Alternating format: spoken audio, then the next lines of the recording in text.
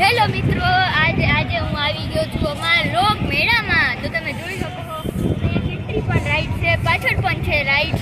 તારો ને ભાઈ, તમે શું કરો છો?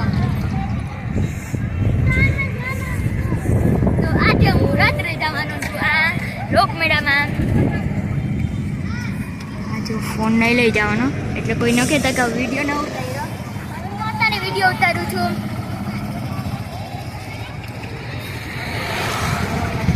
ભાઈને કોઈ કામ ધંધો નથી ને, એટલે એમને બોલે છે.